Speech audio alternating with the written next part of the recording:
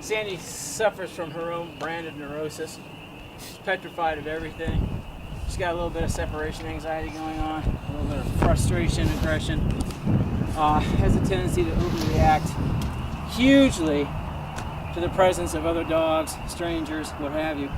So here we have her in the same scenario as the Labrador Retriever we were filming earlier. As you can see, she's very upset. It's not warm by any means, probably maybe 50-ish. Although she has some heavy coat, the vast majority of her problem is a bit of neurosis because she's torn between running like hell and turning around and biting somebody in a frenzy, which I think is what she would probably prefer.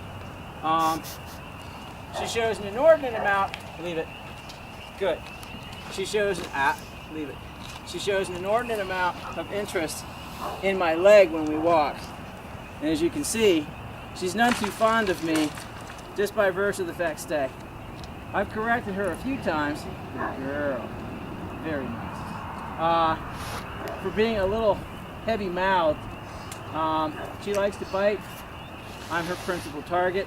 Good. Okay. So basically what we're doing is just teaching her that being appropriate in the presence of serious distractions is not a reason to get overwhelmed. Good girl. Okay. Come on. Good pup. Sit. Very good. Leave it. Good girl. He knows it, huh? Good girl. Very nice. Chubby little monkey. Yeah. What's happened, she's a 4-year-old adult dog. What's happened is she has basically been led to believe that she only has to perform to a point. And when she protests, either using she'll squeak, or she'll flash her pearly whites, or something, what she's doing is saying, don't touch me, I don't like it. Good girl. Okay. And so her owners and all of her other handlers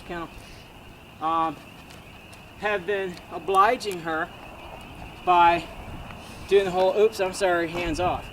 So over the course of her life, she's built up a very rigorous protest mechanism so that when she is forced to do something she doesn't like, she has a cow.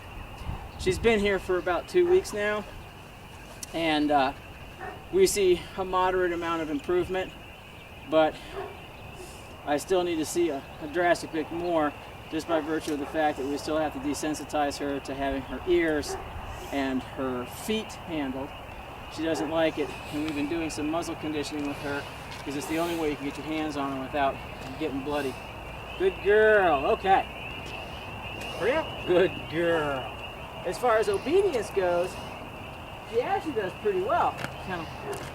Good. As long as it stays hands off, she's fine. Here, come here.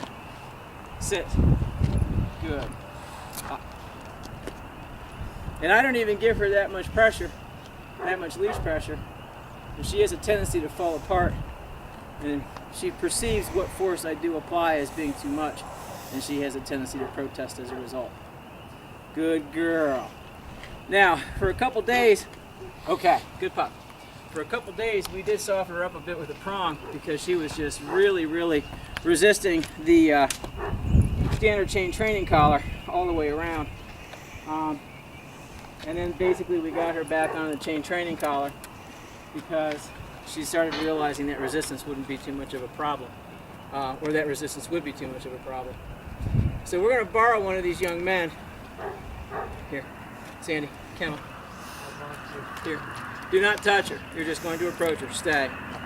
You're going to stand about 2 feet from her, and that's it. Don't look at her. Don't talk to her. Leave it. Good. Now you're just going to walk around me and the table.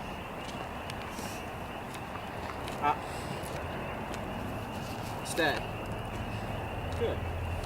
The obligation to stay needs to override her desire to do anything else, which at this point is either fight or flee.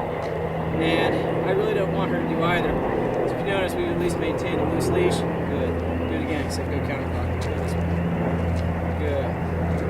Good, good. Very nice.